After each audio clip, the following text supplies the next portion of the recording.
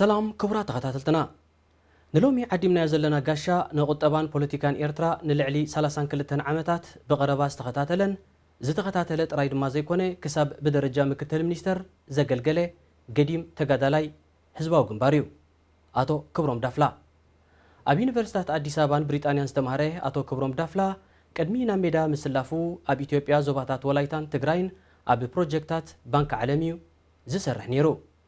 أب شحن شعتن 277 نهب زباق قنبار دحر مسنبارو كساب شحن شعتن 277 أب كفل جنزب دحرو دما نسلست عامتات كم دايركتر جنفر كتبا وصا خوينو أقلقلو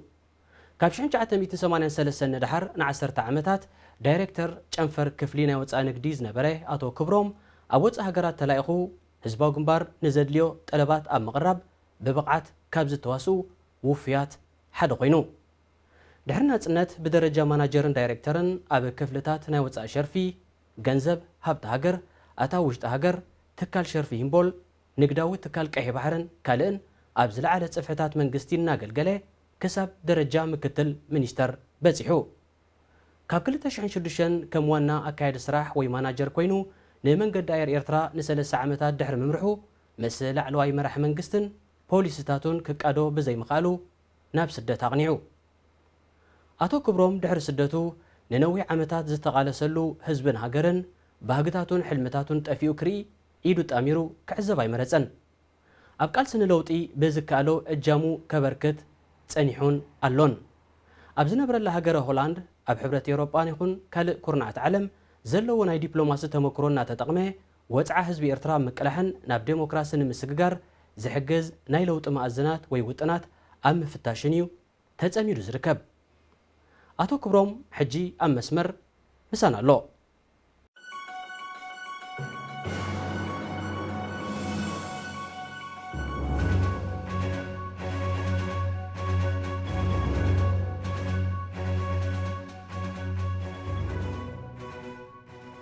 أتو كبروم يغني لنا دقيمة بزول لخناتاتنا خنجمرو لومي أبزوان زي زبي إرترا بزعبا سراويت إرترا ناب تقراي مئتاو تمقاقيلي زلمو من البات أبزل لك مرقصي ويا الرأي أنت يزمثل هو تي كونتات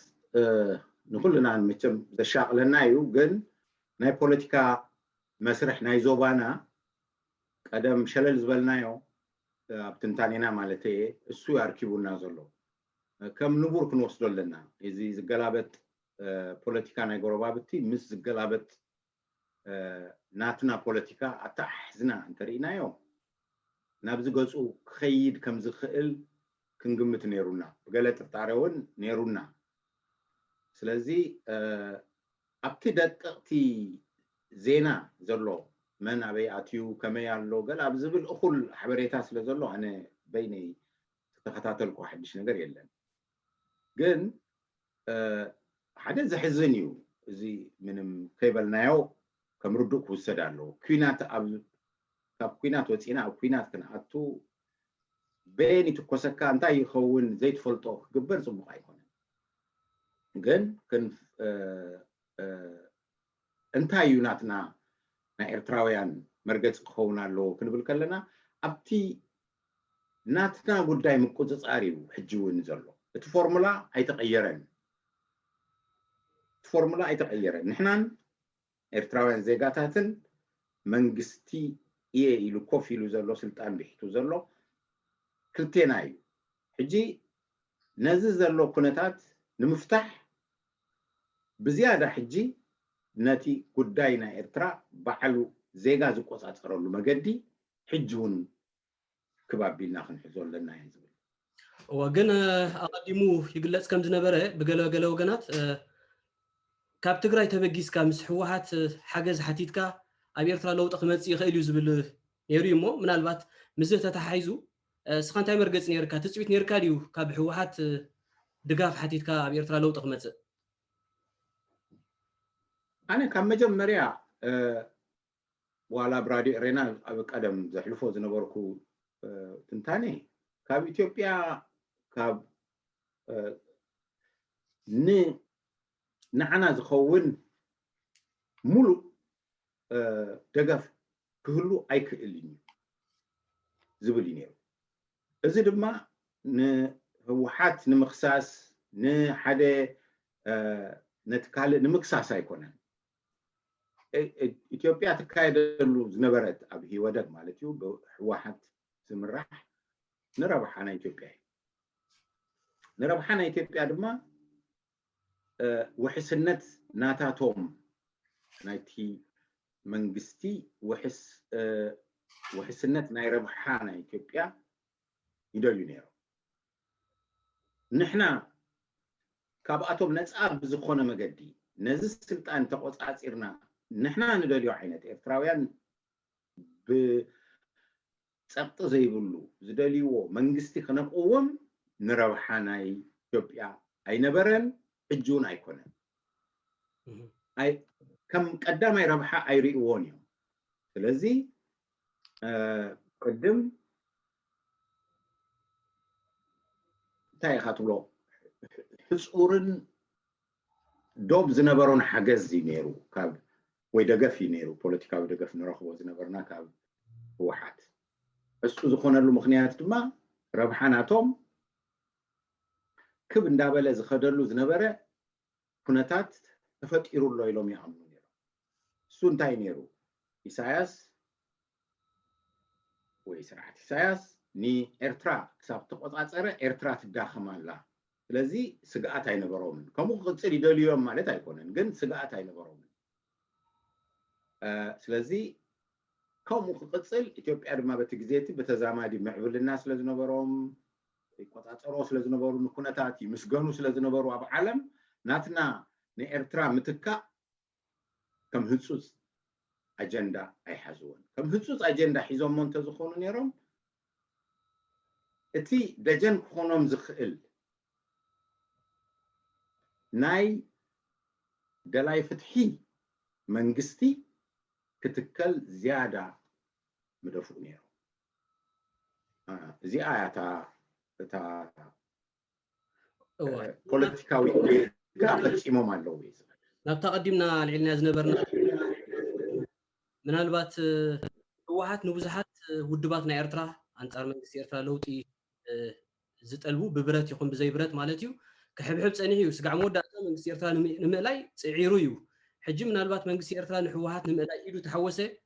ከመይ ኢኻ ትሪኦ ደጊመ ዝሓታ ዘለኹ ብካልእ መልክዕ ማለት እዩ ምክንያቱ ብዙሓት ኤርትራውያን መንግስቲ ኤርትራ ህወሓት ንምእላይ ኢዱ ከእቱ ኣይነበሮን ዝብሉ ወገናት ኣለዎ እሞ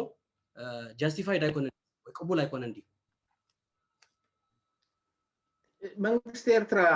እዚ ናይ ስርዓት ኢሳያስ መንግስቲ ንኣብይ ደጊፉ ንህወሓት ምጥቅዑ ዝኹነን እዩ ምንም ምስታይ የብሉን ምክንያቱ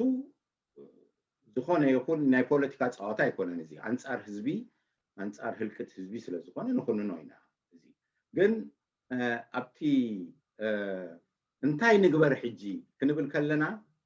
ምስ ሓደ ኮይንካስ ነቲ ሓደ ከመይ ንግበር ኣብትብለሉ እውን ኣፍካ መሊእኻ ሕጂ ምስ ትግራይ ተሰሊፍና ንኤርትራ ንኢትዮጵያ ንኤርትራን ንመንግስቲ ኤርትራን ንመክት ክትብል ኣይትኽእልን ኢኻ ነቲ ጉዳይና ኣይተቆፃፀርና እዮም ስለዚ መርገፂ ምውሳድ ኣብዚ ሕቶ እዚ ንሃልኪ ናይ ፖለቲካ ዘረባ እንተዘይኮይኑ ንሕና መን ኢና ገና ዘይተኣከብና ዘለና ተቃወምቲ ሓይሊ ዘይደለብና ብፖለቲካ ጥራይና ንድግፎም እምበር ብሰራዊት ኣቲና ንነብስና ኢልና ይኹን ዋላ ንህወሓት ንምድጋፍ ኢልና ክንገብሮ ንኽእል ደረጃ ኣይብፅሓናዮም ነቲ ተቃውሞ ስለዚ ጉዳይና ተቆፃፀርናን እየ ዝብለ ሕጂ ሳያታ ክስታይ ሕራይ በል ምስ መርገፂ እወ ደንበ ተቃውሞ ነዊዕ ዓመታት ንቃልሲ ንለውጢ ተቃሊሱ ግን ዝኾነ ዳርጋ ዝጭበጥ ፍረ ይረኸበን ወይ ኣብዚ ነዊሕ ዓመታት ኣብዚ ደረጃ ዝበፂሑ ክትብለሉ ትኽእል መድረኽ ኣይሰገረን እሞ እንታይ ቱ ምክንያት ወይ እንታይ ቱ ዕንቅፋታት ትብል ኣተውሮ ሕጂ ኣብዚ ኣብ መሰረታዊ ነገር እዩ ናተይ ኣድህቦ እንታይ እዩ ነቲ ፖለቲካ ሃገር ናይ ናፃ ሃገር ፖለቲካ ናይ ምቁፅፃር ተመክሮ ኣይነበረን ኣብ ኤርትራ حجي السوق خون علوت مخنيات نت بوليتيكاوي صواتا اي كالنايو كاب صباحنا صنت جبلنا اي كالنايو كنبل كلنا نحنا بوليتيكا نبلو اتي اب تسعاتنا اب تشحن زدلي ناي بوليتيكا انتي خاطبلومو اودادبا يكون بوليتيكا ناي مسرح بحجر ايديبنا تختلتي نايتي بقدف كتقع كله ناي مكلخال انت زي كوينو ناتنا ايغبرنا تمخنيات حجي بوليتيكاوي تمكرو اب بوليتيكانا سلا زي نبره زي مالتي حجي كاب اربعتات مستودئ زنبره بمولو ناي برتاو قالسي تمكرو يزلنا بوليتيكاناس برتاو قالسي صبوقيو بغيزيوس نحنا هنا زبلص ادماعي كوينا سرحنا دحرنا صنت يكون ازي قدمنا صنت ابز نبرولو غزي كن ناي بوليتيكا سرح ينبر እሱ ማለት እንታይ ሕጂ በፖለቲካዊ ውድባት ህዝቢ ንመንግስቲ ስልጣን ማሐዝ ገብሮ ተሞክሮ አይነበረናን አብ ተሞክሮ ዘሎ ሀገሩን አይተቀመጥናን ኢትዮጵያውያን ግን ባንጻሩን ተወሲድካ ሓደ መንግስቲ ገልቢጦም ካልእ ከምጾ ከለው ድሮ ዝጸንሐ ፖለቲካዊ ትካላትን ተሞክሮ ነይርዎም ክትብል ፖለቲካዊ ፓርቲ ኣለዎም ገለለዎም ሕጂ ህዝቢ መንግስቲ ከመይ ገይሩ ከም ማሕድር ኣለዎ ክዛረቡ ይኽእሉ ንሕና ወይ ተቃወምቲ ወይ ደገፍቲ ናይ ህግደፍ ጥራይ ኮይና ፖለቲካ ይሰርሐና ምናልባት ኣብዚ እዚ ሩዱ እንድሕር ኮይኑ እንታይ እዩ ጎዲሉ እንተይልና ፖለቲካዊ ሰልፍታት እዮም ጎዲሎምና ክትብል ይኽእል ኢኻ ፖለቲካዊ ሰልፍታት ዝበሃል ነገር ጎዲሉ ኣሎ ምክንያቱ ኣብ ሉላዊ ሃገር بpolitikaዊ ሰልፍ ጌርካ ኢኻ ስልጣን ትቆጻጸር ሕጂ ህዝቢ ወከልቱ ይመርጽ ወይ ከዓ ወከልቱ መርጽ ወከልቲ ናብ ባይቶ ኸዱ ባይቶ መንግስቲ ይقوم እዩ ንድሕሪት እንተ ተመሊስካ ሕጂ ነዚ ዝበልኩኻ ንድሕሪት እንተ ተመሊስካ መንግስቲ ምቁጽጻር እዩ ንሃገር ስልጣን ኣብ ህዝቢ ከምጽእ ዝኽእል መንግስቲ ምቁጽጻር ማለት ድማ ስልጣን ምቁጽጻር ማለት መንግስቲ ምቁጽጻር እዩ መንግስቲ ምቁጽጻር ባይቶ ይዝገብሮ ባይቶ ይዝህቦ ስልጣን ባይቶ ስልጣን ክህብ እንተኮይኑ ወከልቲ ክመርጽ ኣለዎ ወከልቲ ክመርጹ እንተኮይኖም በፖለቲካዊ ሰልፍ ገይሮም እዮም ናብ ባይቶ ዝመጹ ፖለቲካዊ ሰልፍ ድማ ካብ ህዝቢ ይመርጽ ሕጂ ግን ዘለናዮ ህዝቢ ለውጥ ደልሎ መንግስቲ ድማ ርሒቁሎ ከመይ ጌርካ ክትበጽሖ ኣብቲ ባይቶ በሎ ዋላ ኣብቲ ፖለቲካዊ ሰልፍታት ናይ መሪሕነት ተራክ ሒዛ ኣለወ እዚ እዩ ሕጃብ ተቃውሞ ጎዲሉ ዘሎ ኣብኡ ገጽና ክንከይድ ኣለና ሕጂ እዚ ከም ጉድለት ናይ ፖለቲካ ናይ ሃገር ክንወስድ ኣለና እምበር ክንሐምል ከምዚ ሓሚቕና ይኮንና ንብል ዘለና ተሞክሮና እዩ ተሞክሮ መጻሉ ኣብ አፍሪካ ሃገራት ሕጂ ድሕሪ ኮሎኒያሊዝም እንተወሲድካ ናይ ፖለቲካል ፓርቲ ናይ መንግስትን ባህልዮም ተረኪቦም ገልጠምጠም እንዳበሉ ድማ 40-50 ዓመት ኣብዚ ዘለው በጽሖም ኣለዉ ኩሎም ሃገራት ከምኡ እዮም ንሕና ተሞክሮ ብብረታዊ ቃልሲ ስለዝመጻ ኣብዚ ጸገም ኦኬ ምናልባት ብዙሕ ሰብ ተስፋ ዘቁረፀ ኣጋጣሚታት ክኸውን ይኽእል እዩ እዚ ስጋ ሕጂ ተኸይዱ ዘሎ ናይ ተቃውሞ መንገድታት ማለት እዩ ምናልባት ወተሃደራዊ ዕልዋ ደማዊ ይኹን ዘይደማዊ እንተ ተኻይዱ ክብሮም ከመይ ኢኻ ትሪኦ ምናልባት ናይ ኣፍሪቃ ተሞክሮ ክትብለኒ ጸኒሕካ ኣብ ዝበዝሕ ሃገራት ኣፍሪቃ ድሕሪ ናጽነተን መንግስታት እውን ብዲሞክራሲያዊ መንገዲ ስለ ዘይቀይሩት ዘሎ ኣማራጺ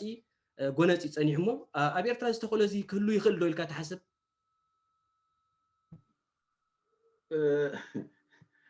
ሕጂ እውን እታ ፖለቲካ ሃገር ከመይ ይስራሕ ክትብል ኣለካ እሱ እዩ ትመልስኩ ሕጂ ፖለቲካ ሃገር ፖለቲካዊ ሰልፍታት ነዚ ዝበልካዮ ሕቶ ይኹን ካልእ ከመይ ይርኢኦ ከመይ ገይረን ንህዝቢ የቕርባ ምስ በልካ ኢኻ ነቲ መልሲ ትረክብ ናተይ መርገፂ ጥራይ ኣይኮነን ሕጂ ኣነ መርገፂ እንተይበካስ ድሕረይ ሓደ ንዓይ ዝመስል ፓርቲ ወይ ከዓ ተኸታላይ ሰዓባይ እንድሕራሎ እዩ ናተይ መርገፂ ናታቶም እዩ ናይዚኦም ፓርቲ እዩ እንተባሃለ ማለት እዩ ሕጂ ናተይ ቁሩብ ሓንሳብ ግድፍ ኣቢልካ እዚ እዩ ፖለቲካዊ ፓርቲ ዘድልየና ምክንያት ሓደ ኣይኮነን ዝተፈላለዩ ፖለቲካዊ ፓርቲ ኣሎ ሕጂ እንታይ ይብላ ንሕና ብጎነፅ ኢና ንደሊ ለውጢ ክደምፅእ እቲ ጎነፅ ድማ ብከምዚ ክካየድ እዩ ክትብል ትኽእል ሓንቲ ፓርቲ ሓንቲ ካልአይቲ ድማ ብዘይ ጎነፅ ብከምዚ ክኸይድ ኣለዎ ትብል ሳልሳይ ድማ ከም ዝበልካዮ ኖ ወታደር ክቅድም ኣለዎ ስልጣን ናይ መሓዝ ነገር ናይ ሓይሊ ብረት ሕቶ እዩ ክብል ይኽእል ሕጂ ህዝቢ ምስተጎስጎሰ በዚአን ሰልፍታት ህዝቢ ናበይ ገፁ ዝያዳ የተኩር ዝብል ሕቶ ይመጽእ ካልኦት ሃገራት ከመይ ገይረን ናብ ሓደ ካብዘን ፍትሓት መጺኡ ክትብል ከለኻ ናይ ህዝቢ ሰዓቢ ሕቶ ናበይ ገፁ ይከይዱ ዝብል ሕቶ ክትምልሽ ኣለካ ብኡ መጀመርያ ሕቶኻ ፖለቲካዊ ተመክሮና ካብ ሰልፍታት መሪሕነት ኣርሒቕናዮ ፀኒሕና ብተመክሮና ዝኣክል ሰልፍታት ኣለዋና ግን ሰልፍታት ብዓለም ብቀልዓለም ብትዕትና ኣብቲ መሪሕነት ደረጃ እዚና ክንገብርሞ ምረፁና ኣይብላና ኣለዋ ህዝቢ እውን ኪዳ ኣይብልና ኣሎ እዚ ጉድለትና ናይ ደንበ ተቃውሞ በል ዋላ ናይ ህግደፉን ህዝቢ እኮ ንህግደፍ መሪፀካ ኣለኹ እሞ ቀፅለለይ ዝብል እኮ ድምፂ ኣያስምዕን ኮፍ ኢሉ ኣሎ መንግስቲ ናይቲ መንግስቲ ደገፍቲ ኢና ዝብሉ ክህልው ይኽእል እዮም ድምፆም ግን ብወግዒ ዝተሰምዓሉ የብልና ኼባ ወይ ጉባኤ ወይ ገለ ናይ ደገፍቲ ህግደፍ የለን ናይቲ መንግስቲ ናይ አንፃሩን ኣብኡ ኢና ዘለና ሕጂ ኣብዚ ክትዕና ኣካዳሚክ ከይኸውን ምክንያቱ ኣካዳሚክ ኮይኑ ኣብ ፓልቶክ ይኹን ኣብ ካልእ ይዝረብ ኣሎ እዚ ናይ ጎነፅን ዘይጎነፅን ወይ ከዓ ዕልዋ መንግስቲ እሱ ናይ ክንገድፎ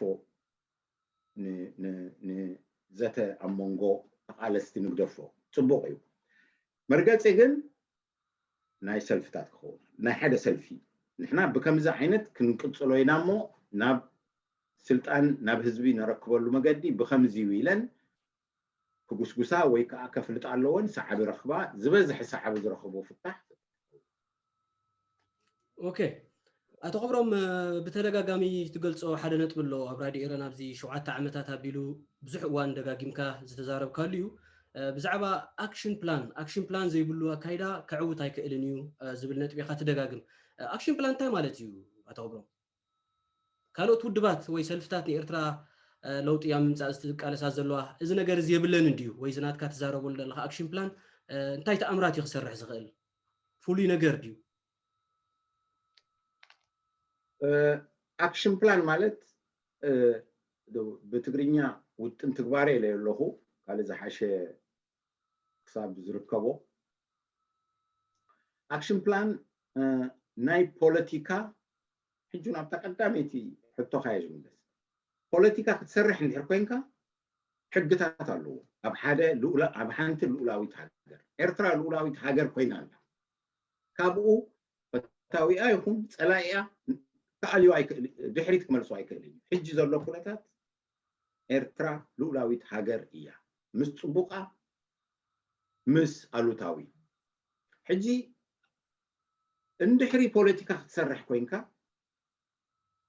ካብ ሓደ ነጥቢ ናብ ካልእ ከብፅሓየ ነታ ሃገር ምባል ማለት እዩ ንኣብነት ሎሚ ዘለናዮ ነዚ ስርዓት ኣሊኻ ኣብ ዝሓሸ ስርዓት ከምፅኦ እየ ትብል ኣለኻ ማለት እዩ ኩልና ንብል ኣለና ከመይ ኢኻ ተምፅኦ ዝብል ሕቶ ክትምልሽ ኣለካ በዚ ሕጂ ዘለና ግን ሓፈሻዊ ጌርና ንገድፎ ኣለና ብዝርዝር ክትዛረብ እንተኾንካ መደብ ወይ ውጥን ተውፅእ ውጥን ድማ ኣብ ፖለቲካ ይኹን ኣብ ቁጠባ ይኹን ኣብ ካልእ ብዘይ ውጥን ምኻድ ማለት ዓይንኻ ተዓሚትካ ከም ማኪና ምዝዋር ማለት እዩ ፈፂሙ ክኸውን ኣይክእል እዩ እንጂ ውጥን ትግባረ ማለት እንታይ እዩ ዝርዝራዊ ዝኾነ ከመይ ጌርና ኢና ነዚ ለውጢ ነምፅእ ዝብል ብፅሑፍ ውጥን ክተውፅእ ኣለካ ያታ ውጥን ትግባረ ኣብ ውሽጢ ውጥን ትግባረ انت اسفير كالخا فرد زهبكا اتي زيغا خاي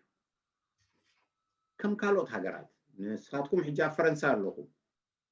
ابي اوروبا لنا حنتو سلفي مزيا نحنا بكمزه عينت እዚ ነገር ክንቀይር ኢና ብትብለሉ ግዜ ውጥን ትግባርያ ተቀርብ ንህዝቢ ትገልጾ ዝወሓደ ክኸውን ይኽእል እዩ ግን ብጽሑፍ ንዝደለየ ትዝርግሖ ማለት እዩ ብድሕሪኡ ይፈርዳ እቲ ዜጋ እዚኣ ዝሓሸት ንሕና ናብዚ ገጽና ክንከይድ ዝሓሸት ሰልፊ እዚኣ ኢሉ ክስዕባ ከሎ ብድምፂ ወይ ብኻልእ መገዲ እሳ ኣብ ስልጣን ከም ትመጽእ ወይ ንዓዓ ዝመስላ ሓዊሳ ኣብ ስልጣን ከም ትመጽእ ይገብር እዚ እዩ እቲ مبعثا ناي من محدار ناي الأولوية هذا نحنا حجي إذا ما نقصت سلزلوا ما أبدأ سلزخونا زخونا سلفي سلزيف كذلوا أي كإيراني نتكون هذا سلطان تراي بحيلك أبيتو سلزلوا مبر أنت يزدل لتهزبيلك أو تنتقباره دي وتنتقباره وأكشن بلان نزاي فلتو مجمرة استراتيجي تقمت كم زغير ناينا كن بزحونه تلو تكتب بعنا وجه قال عيدما نزد اللي حيلسب كندزيد اللي تبل ويكا كم زعينت تبل صار ساي باجت توصل زرزر ما بتايم تيبل وي بسليدا غزي دما فليخا ازي غزي ازي غداي ابزي غزي يسرح ازي مسودعنا ابزي نبصح بحري زي غزي منالبات ابتي ندليو كنبصحينا زبل تقرب نمن نهزبي مستيراوي كون يبلو شعو حزبي كمولك اخل كدقفك اخل كالي سرحك سرح زلازي اكشن بلان مدلاو قدما كونت بلو قدما كونت زي سقب قدما كونت نايلوتي بزي اكشن بلان اخيبا قبر سلاماوي سلف قبر تماليسكا ابتا نطبق قطر حادي خاتملس لذي بقى يا قداسي لازي دقاق مانتا እዚ ግን ካልኦት ውድባት ዛት ልዕሊ 30 ዝኾና ውድባት ወይ ሰልፍታት ኣውላ ብኤርትራ የብለምን ከምዚ ዓይነት ኣካይዳ ዝብል እምነት ዲ ዘለካ ወይ ኣይተግበሮን ወይ ከመይ ካ ክንፍሉ ይትሪኦ ዘለካ እዚ ተዛረበሉ ዘለካ ኣክሽን ፕላን ኣብተን ሰልፍታት ዘሎ መሪሕነት ይኹን ኣባልነት ካብዚ ከባይ ዝተዓጻጸፈ ምርዳእ ኣሎ ምንም እዚ ሲ መብኣታ እዩ ኣነ ፍሉይ ነገር ኣይኮን ክዛረብ ዘሎ ኣብ ግብሪ ከመይ ገይሩ ይሰርሓሉ ኣሎ ግን أنا أتسرحلون يزبل أيتدالون أيكونن حجي أيتسرحلون نمتاي تسرحلون تزخون مرخبنا يوم يجي كلهم علنا بلوني يوم كرخبهم كله قبولكي بواقع رخب خسلفيا لن ويكا ود بولك كنزارب كلنا جن أخبرات على اللوم نزا حساب زي أنا كذا قربو جن علنا ندمو يبلغها انتاي يوتي على اللوز بحال كلهم بزح زي بروجرام يزبحال ويكا مانيفستو بحال وي I don't know مدب سراح بحال إذا جن كمزة زبالكوخا 300 قص زحزة إذا بيدما كتنتنو زخيل أحزات زلوا باجت زلوا كوينو زقربا جن أنا يراخون حمكات هيكونن هيكون يوم مالت هيكونن كم قدامنا تحزون كون يراخون أنا تبيدما እጽር ዝበለ መግለጽና ፕሮግራም ግን መልዩ እዚ ክንገብርና ከምዚ ክነብጽሒና ይብል እዩ አክሽን ፕላን ግን ልክ ከም ህንጻ ቢል ኦፍ ኳንቲቲ ይባሃል በእንግሊዝ ህንጻ ክትሰርሕ ከለኻ እቲ ኮንትራክት ዝወሰደ ነቲ ህንጻ ንምስራሕ ዘድልዮ ካብ ምስማር ጀሚርካ ኩሉ ዘርዚሩ ክንድዚ ዝኾነ መጽሓፍ ይቀርብ እሞ ብኡ መሰረት እቲ ህንጻ ስራሕ ኣብ ዝርዝራት نتويوتي أكشن بلان. استخا حجي مالت نتاي إذا تمكروزي كابي خا أمسي خايو مالت بين خادي خا تجبر زل خاوي كالو تام خرت اللو خاديوم استقا حجي خا أدالي خان هزبي مسقرب كيان تاي تقبال النت رخيبو أنا خمس مثلني أبال زخونة ودو وي سلفي يكون كان مو من الوقت نزنا بايتنا بهزبنا مرادو سلفي ناي مقام مدب على كادي ويودب. كنت ثلاثة نجاراتين أبز زحتت كاني ناتي تمكرو كم بزحت ناتي عدمة زلو أب ጫፍ ናይ ኣብ ውሽጢ መንግስታዊ ኣካል ወይ ናይ ንግዳዊ ኣካል ናይ ምስራሕ ወይ ከዓ ንዕኡ ቀሪብካ ናይ ምፍላጥ ዕድል ዝረኸብና ወለዶ ኢና ንሕና ጫፍ ናይ ሃይለ ስላሴ ስርዓት ኣብ ኢትዮጵያ ተማሂርና ቁሩብ ኣብኡ ሰሪሕና ኣለና ከመይ ይስራሕ ንፈልጥ ኢና ማለት እዩ ኣብቲ ዝለዓለ ደረጃ ኣይኹን እምበር ከመይ ይሰርሕዎ እቶም ኣብኡ ዝነበሩ ንሪኦ ዝነበርና እዩ ብፍላይ ኣብ ምስ ኢንተርናሽናል ኣህጉራዊ ትካላት ብዙሕ ዝዋሳእ መንግስቲ ከም መንግስቲ ኢትዮጵያ ዝነበረ ብግዜ ሃይለ ስላሴ ናይ ግድን እዩ ምስ ከምዚ ዓይነት ውጥን ኢኻ ትሰርሕ ማለት እዩ እቲ ካልኣይ ትምህርቲ እዩ ናተይ ትምህርቲ ኣብ ናይ ኦርጋናይዜሽን ዘድሃበ እዩ ከምዚ ናይ ቢዝነስ ይኹን ዋላ ናይ ካልእ ስለዚ ውጥን ከም ቀዳማይ ስጉምቲ ናይ ዝኾነ ስራሕ ምዃኑ ሰሪሕናሉ ኢና ተማሂረ እቲ ሳልሳይ ድማ ኣብ ህዝባዊ ግንባር ይኹን ድሕሪኡ ኣብ መንግስቲ ኤርትራ ምስ ከምኡ ዝኣመሰለ ኣሰራርሓ ጎዲሉ ክትብል ይኹን መሊአዮ ክትብል ንፈልጦ ኢና ማለት እዩ ዝተሰርሐ ክስራሕ ከሎ ተሰሪሑ ንብል ነርና ዘይተሰርሐ ክኸውን ከሎ ድማ ትካላዊ ኣሰራርሓ ወይ ከምዚ ዓይነት ጎዲሉሎ ኢልና ንዛረብ ነርና ማለት እዩ ስለዚ ካብዚ ነዊሕ ዓመታት ተመክሮ ፈለጥኮ እዩ እዚ እዩ እቲ ንኣክሽን ፕላን ርግፀኛ ዝገብረካ ማለት እዩ ካልኦት ሕጂ መምሃራነ እዮም ኣብዚ ጉዳይ እዚ ምናልባት ኣማንኤል እንታይ ማለት እዩ እዚ ዝገልፀልካ ዘለኹስ ምስጢር ፍሉይ ፎርሙላ ረኺባ ይኹን ብውጥን እዩ ዝኾነ ነገር ዝቕየር ብፍላይ ለውጢ ክበሃል ከሎ ውጥን ሕጂ ብድሕሪኡ እንታይ ይመፅእ እዚ ዝሓተትካኒ ኣነ ቀንዲ ዘድሃብ ኩሉ ካብ መጀመርያ ቅድሚ ተቀዳዲመ ኣብ ዘሎ ነገር ኣቲኻ ጥራይ ምጉያይ እሱን እንዳገበርኩ ግን ኣነ ዝፈልጦ ንምንታይ ናብ ለውጢ ከመይ ጌርና ንኸይድ ኣብ ዝብል ክሰርሕ ኣለኒ ኢለ ኣዳልየ እዚ ከዳሉ ከለኹ ዳርጋ ክሳብ ሕጂ ፀፊፉ ክትብሎ ኣይትኽእልን ኢኻ ምክንያቱ እናተምሃርካ ኢኻ ትሰርሕ ከምዚ ኣብ ብሽክሌታ ኮይንካ እንዳዘወርካ ምሕሳብ ማለት እዩ ጠጠው ክትብል ኣይትኽእልን ኢኻ ቃልሲ ካብ ዝመፅእ ጀሚረ ኣብዚ ተሓዊሰ ኣብ ሰላማዊ ሰልፊ ይኹን ኣብ ዓቕመይ ክሳተፍ እንዳተሳተፍኩ ከለኩ ነቲ ዝፀንሐ እንዳተሓወስኩ በዚ ግን ኣነ ዝፈልጦ እዚ ናይ ቢዝነስ ፕላን ምድላው ይሓይሽ ኢለ ሰሪሐ ብዙሓት ኣብዚ ስራሕ እዚ ተሓዊሶም ከም ሓሳብ ማለት ከምዚ እሞ ርእቶኹም ክትብሎም ከለኻ ይነግሩኻ እዚኣ ግደፋ እዚኣ ከምዚ ዘይትኸውን ገለ ይብሉኻ እዮም ኣማኽርቲ ዝኾኑኒ ወይ ፈተሽቲ ናይቲ ሓሳብ ዝኾኑኒ ሰባት ነይሮም ክብለካ እየ ዝኽእል ከምዚ ንግበር እሞ እዚ ንግበር ዝበልናዮ ውሕድ እዩ ልክዕ እዩ ከምኡ ነይሮም ምሳይ ዝሰርሑ መንእሰያት ብፍላይ ግን ተፀፊፉ ኣይተወድአን እቲ ኣክሽን ፕላን ብዛዕባ ሰልፊ ዝበልካዮ ግን حساب حجي بالليل وي تلفز قبركو وي قال لي الشبشب قن نتي اكشن بلان اب قبرك وعل اخول سباتن نقبر منبر نتوهيلو قن مستا اكشن بلان زخيد بحق استمزقبه ودب قن غير الله اب هولاند مالتي زي ما زباي تقبلا بنزباي تقبرن تكون يكون نغير يقولوا راي بحق تمزجيبو زدليو نجار جيرو ناي بانك حساب جيرو يصبى مالتيو هذا نجار تمتيو اكشن بلان كوعل غزي يوسدني مسؤو الله يجيبك تسرح تخلي خاوصاي زيوتي اتا تمزجيبا لا زبلك يا ودب انت يا تبهال من البات نهزب الله لي خير يخا لا لا اخوان ينالي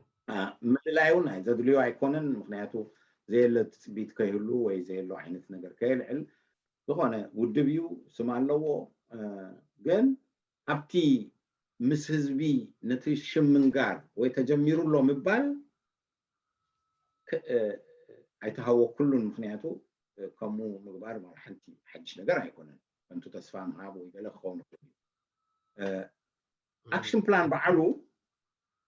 እንታይ ማለት ይመስለካ እዚኣ እንተ ኮይናስ በዚ ዕለት ክንጅምር ኢና ማለት እዩ ተረዲኻኒ ረዲእካ ከም ትምህርቲ ናይ ሓደ ዓመት ትምህርቲ ወይ ካሪኩለም ማለት እዩ እዚኣ በዚ ዕለት ተጀሚራ በዚ ትውዳእ ድሓር እዚኣ ትቕፅል ምባል ሕጂ ኣክሽን ፕላን ኣነ ዘዳለኽዎ ክሳብ 200 ገጽ በፅሕ እዩ ብዝርዝራቱ እንተኸይድካ እንተ ደኣ ንጀምር ዝብል ኩነታት መፂኡ እኹል ደገፍ ረኺቡ ወይ በሲሉ ንበሎት ኩነታት ምክንያቱ ደገፍ ክህልዎ ክእል እዩ ክትጅምር እንድሕር ኮንካስ ብድሕሪኡ እንታይ ክመፅእ እዩ እሞ ንግበሮ በሉ ሰኒ ንጀምር ዝመፅእ ዘሎ ወርሒ ንጀምሮ ክብለካ ከሎ ውድብ እንድሕር ዘይብልካ ኮይንካ ዝተመዝገበ ጠጠው ክብል ስለ ዝኾነ እዩ ትውድብ ተመዝጊቡ ኣብዚ ዘሎ ክዕወት ይርግፅ ትብለሉ ምክንያት እንታይ እዩ እዚ ንሓደ ደቂቁና ኣይጠራጠርን እቲ ናይ ኤርትራ ለውጢ ምምፃእ ኣብ ኢድ ኤርትራውያን ብኢድ ኤርትራውያን ክሳለጥ ዝኾነ ይኹን ፀገም የለን ንምንታይ ተመክሮ ናይ ኤርትራውያን ልዕሊ ዝኾነ ይኹን ተወዳዳሪ ሃገር ልዕሊ እዩ ተመክሮና ኢና እቲ ዕቁር ተመክሮ ወይ ፍልጠት ናይ ሃገር ከመይ ጌርካ ትኸይድ ዝብል ለውጢ ከመይ ጌርካ ተምፅእ ዝብል ተመክሮና ኣወንዚፍና ኣለና ኣይተጠቐምናሉን ኣለና እሱ ማለተይ ካብ 50ታት ካብ 40ታት ጀሚርካ ክሳብ ብብረታዊ ቃልሳ ሓሊፍካ ክሳብ ናፅነት ዝመፀ ቀሊል ተመክሮ ናይ ህዝቢ ኣይኮነን ኣብ ዓለም ዝተመስገናሉ ዝተንኣናሉ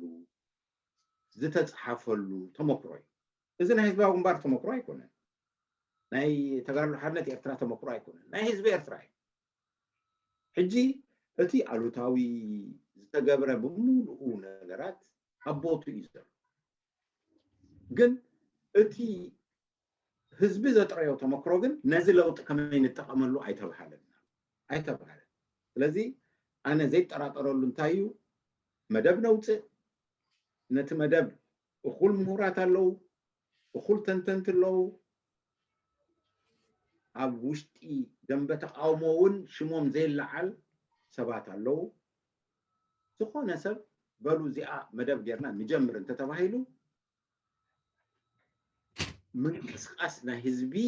ከም ውድብ ስልጣን ንምሓዝ ሓደ ውድብ ወይ እኩባት ውድባት ንኺድ ክበሃል ከሎ መደብ እንድሕር ኣለካ ኮይኑ እንታይ ኮይኑ ዘይሳለ ሕጂ እንተሪእካዮ ካብቲ ዕቁር ሓይሊ ኤርትራውያን ኩሉ ጎሊሑ ዝረአ ኩሉ ኤርትራዊ ኣብ ወፃኢ ዘሎ ኣብ ክንዲ ዝድቅስ ብሃገሩ ይሓምም እንታይ ክንገብር ይብል እዚ ሕጂ ኣብ ካልኦት ህዝብታት ከምኡ ዓይነት ፎከስ የለን ደኺሙ ረብሪቡ ኢኻ ድምፁ ዘይትሰምዖ ዘለካ ህዝቢ ኤርትራ ወፃኢ ዝቕመጥ እምበር እንታይ ክንብል ዘይብለካ የለን እዚ ሕጂ ሓደ ዕቁር ሓይሊ እዩ መደብ ቀሪብካ ከምዚ ክንገብር ኢና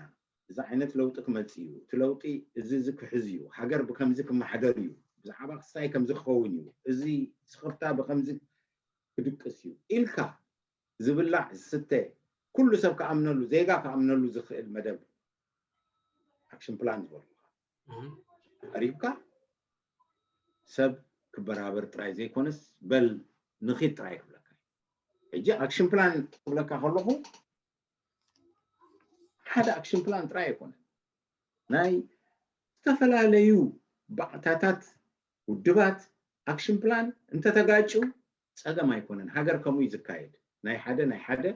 ድሓር ብሓደ ዘለዉ ብሓደ ይኾኑ ህዝቢ ዝስዕቦም ተወዲኡ ሃገር ሉላዊት ሃገር ብከምኡ እያ ትመሓደር ማለት እዩ ስለዚ ኣይጠራጠረን ያነ እዚ ናይ ኢትዮጵያ ኩነታቱን ሕጂ ተላዒሉ ዘሎ ንዝያዳ ሜላታትን ለውጥን ምምፃእን ዝደፋፍእ ኩነታት ፈጢሩልና ኣሎ ባህላ ሓራይ ሺ ኣቶ ክብሮም دي تمكرخا قطبا يو زبزح اوان مس قطبا ኤርትራ ዘተሓዘ خسرحካ ሞ ምናልባት ስጋዕ እዚ ቅድሚ ኮሮና ዝነበረ ቁጠባ ኤርትራ ብሕፅር ዝበለ ከመይ ትግምግሞ ከምቲ ሶም ዝብልዎ ንሕንበብ ዲና ደለና ወላ ንንቆት እዚ ሕጂ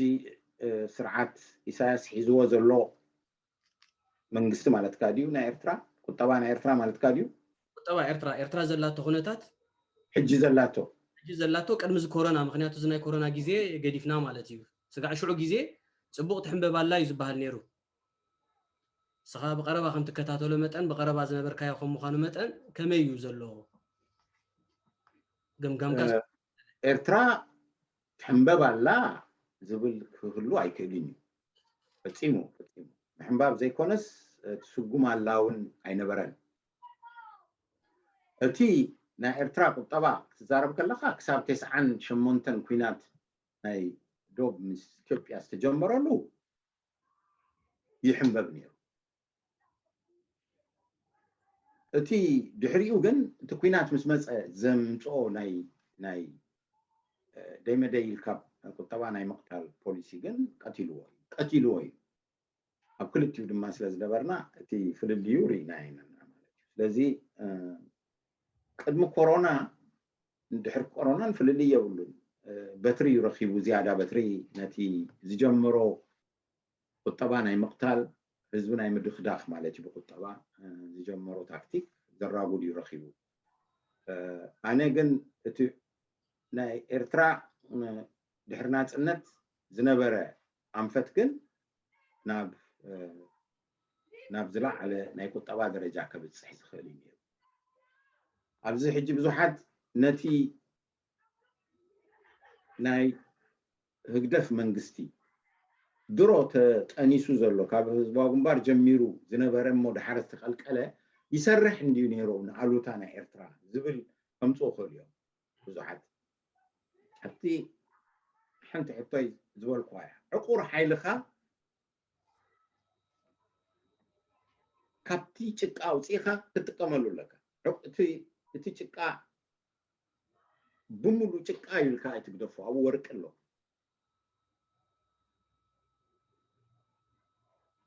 እቲ ምንቃፍ ናይ ብሙሉእ ስርዓት ክንደይ ሰብ ዘህለቐን ክንደይ ግፍዒ ዝገበረን ስርዓት ኣይኮንካን ትክሕድ ዘለኻ ኣብቲ ውሽጡ ዝተገብረ ናይ ኤርትራውያን ናይቲ ሃገር ምዕባለ ግን ነዚ ሕጂ ንደልዮ ዘለና ናይ ቁጠባ ሕውየት ኣውፂኢኻ ክትሰርሓሉ ትኽእል ኢኻ እሱ ድማ ህዝቢ እዩ ህዝብን ተበግሱኡን ገንዘቡን ርኢናዮ ኢና ህዝባዊ ግንባር ስለ ዝነፍዐ ስለ ዝሓመቐ ዝገበሮ ኣይኮነን ህዝቢ ድሕሪ ናጽነት ብሙሉኡ ሓይሉ ኣብ ሃገሩ መፂኡ ነቲ ዝፈልጦ ቁጠባ ወፃኢ ዝፀንሐን ኣብ ውሽጢ ዝነበረን ቁጠባ ዝሕንበበሉ መገዲ ጀሚሩ ነይሩ ቁጠባ ብኸምኡ ኢኻ ብጀካቲ ኤርትራ ዘለዋ ባህርያዊ ሃብቲ ማለት እዩ ወይ ከዓ ምቹእነት ቁጠባዊ ምቹእነት ብጀክኡ ናይ ህዝቢ ተበግሶ ዘደንቕ እዩ ነይሩ ኣብቲ ዝነበርናዮ ከባቢ ወፃእተኛታት ገምገምቲ ነይሮም ብደገ ዝመፁ ብውልቂ ዝመፁ ብኢንተርናሽናል ውድባት ከማን በዓል ዓለም ባንክ IMF ዝመፁ ሃገራት ነይሮም ይዕዘብዎ ነይሮም እቲ ዘይተረኣየ መሃዝነትን እንታይ ኢኻ ትብሎሞ ናይ ወፍሪ ንጹህነትን ይርዩ ነይሮም ስለዚ እሱ ኣሎ ኣቦቱ ኣሎ ዘበላሸዎ እቲ ደይመደይ ኢሉ ንኩሉ ቁጠባ ጠጠው ዘበለ ስርዓት ሕጂ ንሪኦ ዘለና ስለዚ ኣሎ ዓብይ ዕቑር ሓይሊ ናይ ቁጠባ ክብለካ የደልዩ ኤርትራ ምናልባት ለውጢ ኢልና ኢና ክንዛረብ ለውጢ ምስ መፀ ብቁጠባ ርእሳ ክትክእል ሃገር ክትከውን ትኽእል ድያ ኤርትራ ወይስ ግድነት ናይ ካልኦት ሓገዝ ከድልያ እዩ ሕጂ እውን ኣብ ልኡላውነት እንዲና ንኸይድ ኣብ ልኡላዊት ሃገር ልኡላውነት ዝህበካ ሓይሊ ኣሎ ንሕና ኣነ ኣብ ክፍሊ ቁጠባ ቅድሚ ናጽነት ነይረ ኣብ ክፍሊ ቁጠባ ድማ ድሕርና ጽነት ነይሩ ወይ ምስ ቁጠባ ዝተኣሳሰር ሚኒስትሪታት ነይሩ ክልቲኡ ክትሪኦ ከለኻ እቲ ዓብይ ንብሎ ዝነበርና ቅድሚ ናጽነት ነበረ ምስቲ ድሕሪ ናጽነት ሉላውነት ምስ ረኸብካ ዘለካ ሓይሊ ኣይወዳደርን ምክንያቱ ብሙሉእ ናይ ዓለም ናይ ከባቢኻ ተሓሪሙካ ዝነበረ መሰላት ናይ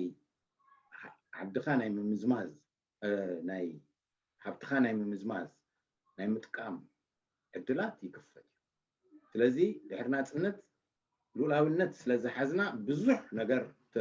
ተኸፊቱ እዩ ክትሰርሓሉ ከም ትኽእል ንፈልጥ ነርና ግን ግዜ ሓፂሩ ክሳብ 7-8 ዓመት ዝተጀመረ ነገር ኣይቀጸለን ማለት እዩ ኣብዚ ኣኪድና ኢና ክንዛረብ ዘለና እዚ ፍርሒ ናይ ፖለቲካ ከምዚ ክበሃል እዩ እሞ ብዛዕባ እዚ ኣይዛረብን እየ ክንብል የብልና እዚ ቁጠባ ናይ ኤርትራ ናይ ኢሳያስ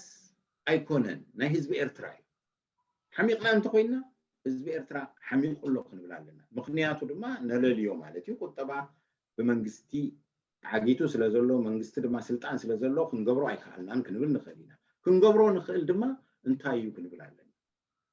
ሎሚ ክንገብሮ ኣይንኽእልን ኢና እዚ ስርዓት ከሎ ግን ክንገብሮ ንኽእል እንታይ እዩ እንተኢልካኒ ግን ኣብታ ካብ ናጽነት ክሳብ 98 ዝነበረ ግዜ ግን ርኢና ኢና ማለት እዩ ምናልባት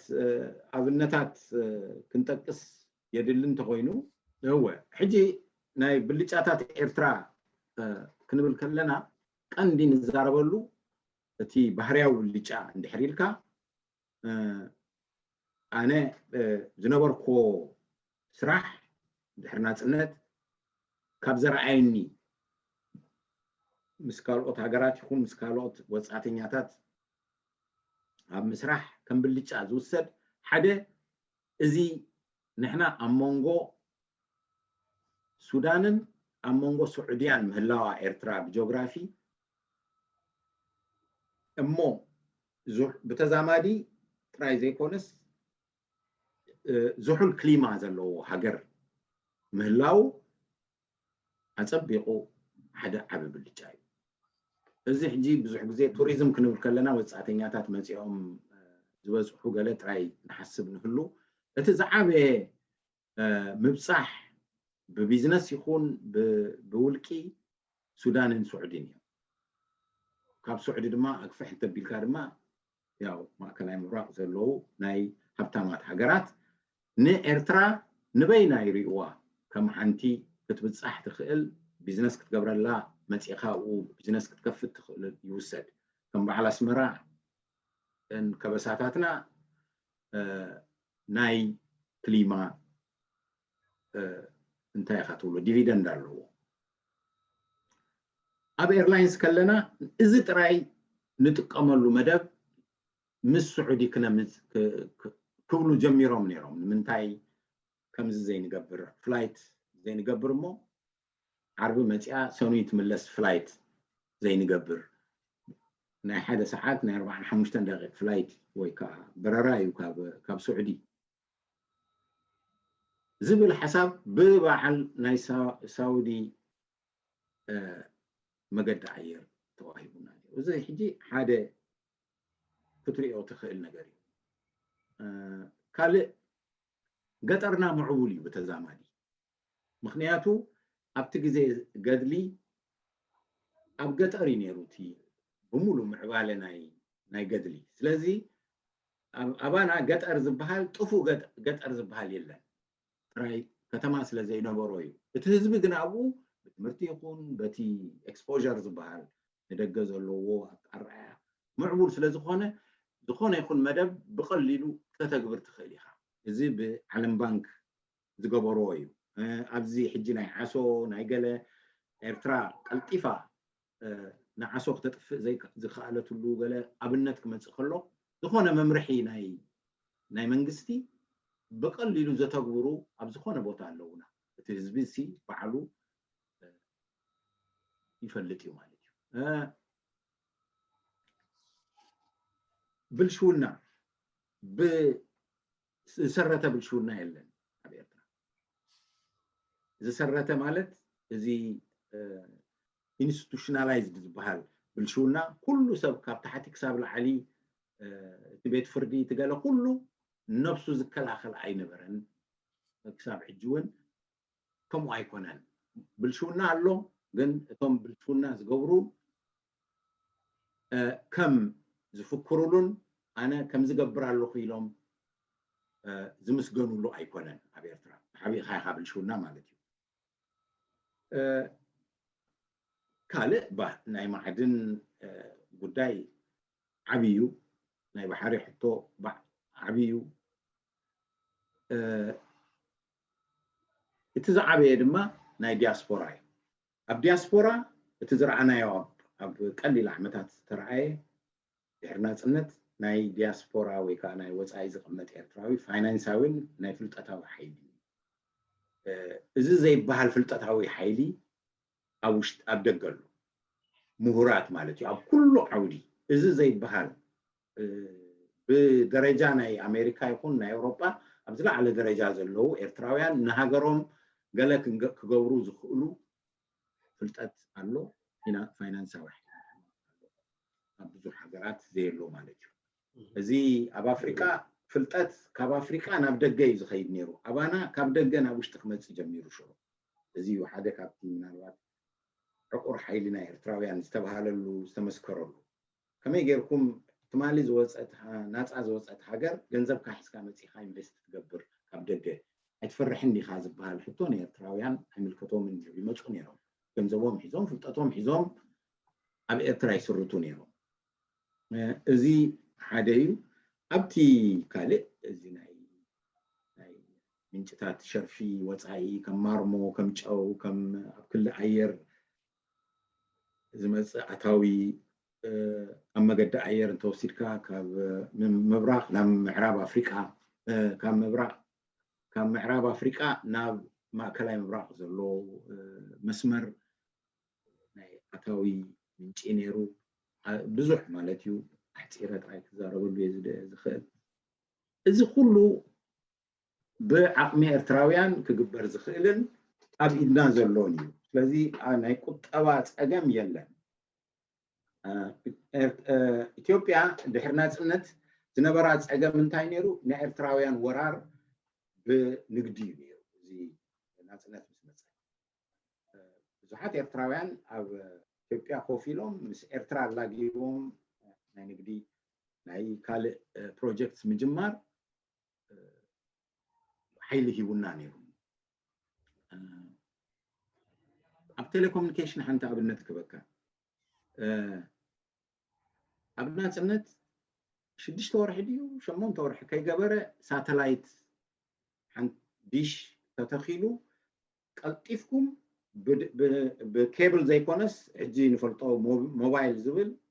ይተኸል እሞ ክግበር ክእል እዩ ዝብል ሓበሬታ ብኤርትራውያን ይመፅእ ኣብ ቤት ገርግሽ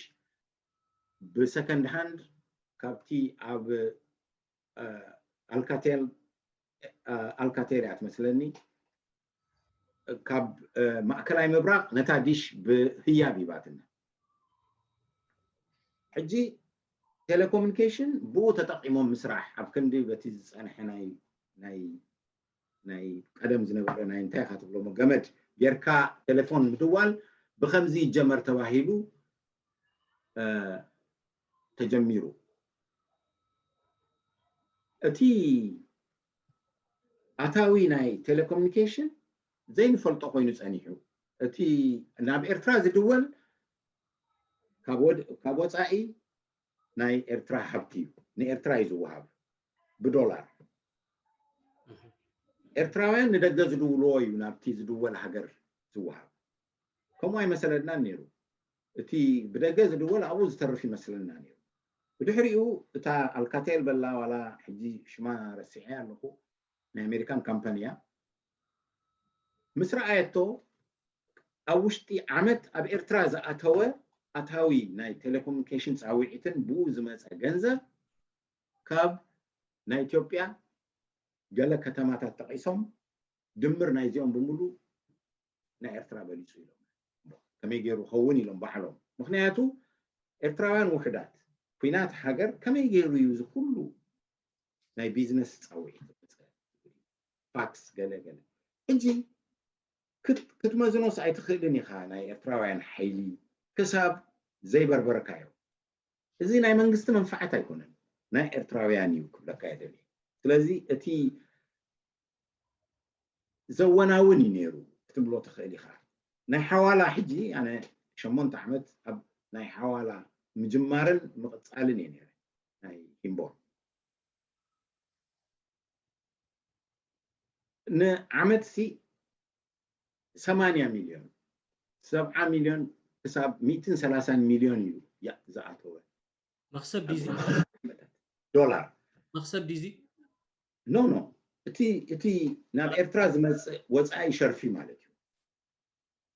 اتي تكال زخصبو ነገር يبلون ምክንያቱ ናትካ ገንዘብ ነቲ ካል ስለዝህብ شرفي ዝቀያየር ምበር እቲ ኮሚሽን ትገለ አይኮነን እቲ አገዳሲ ሓደ መምዘኒ ግን ዓለም ባንክ ይኹን ካልኦት ሃገራት ክንደይ ገንዘብ ይመጽእ ዝብል በቲ ግዜ ዝወዳደራና ዝነበራ በዓል ግብፂ በዓል ኢንዶኔዚያ ፊሊፒንስ አመሰላ የንበር ናይ ኤርትራ ኣብ ውሽጢ ሓፂር ግዜ መጽኡ ዓለም ባንክ ሽዑ ብናታ ገምጋም ካብ 350 ሚሊዮን ክሳብ 400 ሚሊዮን ኣብ ኤርትራ ኣብ ዓመት ዶላር ይኣትሉ እዚ ሕጂ ናይ ኤርትራውያን ገንዘብ ኣብ ደገ ዘሎ ንውሽጢ ዝመጽእ እዚ ንቤተሰብ ሓገዝ ኣይኮነን ውሕድ ንቤተሰብ ሓገዝ ካብ 100 ዶላር ንላዕሊ ንወርሒ ኣይኮነን ብምሉ ኢንቨስትመንት ነይሩ ማኪናዬ ቢዝነሴ ገለ ሕጂ እዚ ኣብ መደብ ናይ ኤርትራውያን ሽዑ ግዜ ክንዲዚ ገንዘብ ክመጸና ወጻኢ ሸርፊ ኣይንብልን ኢና ነርና እዚዩ እቲ ሕጂ እውን ምዚ 30 ዓመት ገይሩ ዘሎ ለውጢ ስደተኛ ብምሉኡ ዘሎ ናይ ኤርትራ ዕቁር ሓይሊ አክሽን ፕላን ጌርካ እዚ ከመይ ተተርጉሙና ለውጢ የምጽእ ለውጢ ምሰምጻና ድማ ከመይ ጌርና ንጥቀመሉ ውሕልነት ናይ መሪሕነት ዝስከሙ ዘለዎም ፖለቲካዊ ሰልፍታት ጥራይ እዩ ተሪፉ ዘሎ እምበር ኣሎ ኮፍ ኢሉሎ ንጥቀመሉ ወቅት ዓቅምስ ኣሎ ኢኻ ትብለን ዘለኻ እቲ ዕቁር ፀጋታት ናይ ኤርትራስ ኣሎ ኢኻ ትብለኒ ዘለኻ ስታ ናይ መወዳእታ ኣብ ኤርትራ ከለኻ ኣብ ደረጃ ሓላፍነት ዝትመርሓ ዝነበርካ መንገዲ ኣየር ኤርትራ ኣብ ከመይ ኩነታት ኣላ ዳሃይ ኣለካ ዶ ክንደይ ግዜ ወዲቓ ተስያ እሞ ምናልባት ሕጂ እንታይ ዳሃይ ኣለካ የብለይን ብሓቂ ንምዝራብ ዘረባውን ኣይብዛሕልካኒ ዋላ ሓንቲ ሓበሬታ የብለይን ሕራይ ኣተቕብሮም ኣብ ራድዮ ረና ካብ 2013 ክሳብ 2020 ኣቢሉን 7 ዓመታት ዝተፈላለዩ መደባት ብፍላይ ምስ ምስፋን ዴሞክራሲ ምትካል ትካላዊ መንግስቲ ኣገዳስነት ሰነድ ውጥን ትግባር ወይ ኣክሽን ፕላን ቁጠባን ካልእን ዝብሉ ሰፋሕቲ መደባት ንህዝቢ ትንታነታት ተቕርብ ነርካ ኢኻ ዝተምሮ ይዳርጋ ህዝቢ ከመይ ተኸታቲልዎ ዝብል ግምት ኣለካ ብናትካ እኳ ስኻትኩም ትምልሰዋ ያ ዝያዳ ንስኻ ምናልባት ኣብዚ 7 ዓመት እዚ ነገር እዚ እንታይ ሓደ ብሓቂ ንምዝራብ ሓደ ካብቲ ድኽመታት ናይ ኤርትራውያን ደለይቲ ፍትሒ ይኹን ለው ደለይቲ ፍትሒ ዋላ ኣይትብሎን ኢኻ ፖለቲከኛታት በሎም ዋላ ንጡፋት ለውጢ ክነምጽእ ንደሊ እቲ ቀልዓለም ዝበሃል ነገር ውሒጡና ቀልዓለም እዚ ካብ ባህልና ዝመጽእ ክኸውን ይኽእል እዩ ዓዊልካ ኣይትዛረብን ኢኻ ኣብ ልብኻ ዘሎ ቀልጢፍካ ኣይትድርግዖን ኢኻ ነቲ ኩነታት ትጽበ ንሰብ እውን ኣይትነግሮን ኢኻ ስለዚ ብዛዕባ እቲ መደብ ዓዊሉ እዚ ጽቡቕ የለን ዝበለኒ የለን ኣይብልን እዩ ሕጂ እዚ ከም ብልጫ ይወሰድክዎን ኣለ ምናልባት ንሒፎም ለይ ቁሩብ ይብሉኻ ነቲ ኩሉ ኣይነግሩኻን እዮም ክትብል ትኽእል እቲ ካልኣይ ድማ ብሓቂ ቢሮን ወረቐትን ሒዙ እንታይ ተባሃለ ኢሉ ከም ነጥቢ ጽሒፉ ድማ ዝፍትንትን ድማ የለን هوخ إلى نبل كاب مدب نام مدب تخيد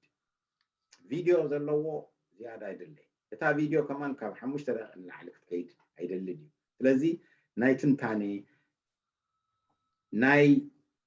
دك نجار عوتي خا زي صبوق إلوا زي صبوق عيبلون زبل كالاوي أسرار حاول يبلنا وي متيو زهر مكاب سوشيال ميديا ز صارف ويكا علوتاوي صاغ عزت حزكا نتتعستو زي كونس نتكلا يمص ويكا زين ادكامت ስለዚህ እትገምጋም ይብለይ ግን ቁሩብ ካብ ውሽጥ ኤርትራ ዝመጹ ሰባት ክረክብ ከለኹ ግን ንሰምዖ ነርና ሰኒ ማዓስ መጸቲልና ንከታተል ነርና ኩሉ ንኸለው ግን አምኖም ነረ ንምንታይ ኣብ ኤርትራ ብጀካ ከምኡ ዓይነት መደባት ናይ ራዲዮ ሬና መደባት ማሕልት ምስማዕ ናይ አሰና ናይ ካልእ ምስማዕ ካልእ አማራጺ ስለዘይብሎም ጽምኢ ስለዝነበሮም ይከታተሉን እዮም ነይሮም ኢለ አምን ስለዚህ እናታቶም ኣዝዩ ጽቡቕ ነይሩ እዮም ብዙሕ ናይ ኣስተምህሮዊ ነገር ነይሩ ይብሉ ኻዮም ንሓር ከምታ ዝጠቕስካያ ንሸውዓተ ዓመት ሰኒ ይኸይዱ ስለዚህ 240 ዝኸውን መደባት ኣዳልየ ከም ዘለኹ ሪኦ ኣለኹ እዚ ብዙሕ ብምዃኑ ሰባት ሰሚዖም ገለሪቶም ገይሮምሉ ኣለዎ እየ ዝብል ግን ብዙሕ ገምጋም ይብለይ ካብዚ ንላዕሊ ሕራይ እስከ ብዛዕባ እስኻ መንእሰይ ከለኻ ሕጂ ዘሎ መንእሰይ ሶሻል ሚድያ ካብ ልዓልካ እስኻ መንእሰይ ዝነበርካሉ ግዜ ቃልሲ ክውደብ እንከሎ ሶሻል ሚድያ ይነበረን ሕጂ ሶሻል ሚድያ ኣሎ ሶሻል ሚድያ ንጽቡቕ ይኹን ንሕማቕ መቸም ነዚ መንእሰይ ሒዝዎ ኣሎ ከመይ ትግምግሞ እዚ መንእሰይ ብዛዕባ ንቃልሲ ዘሎ ተበግሶ ድልው ድዩ ንለውጢ ድልውን ፈረቓን እምበር ደፊኡ ይደፋና እዩ ብፍላይ ኣነ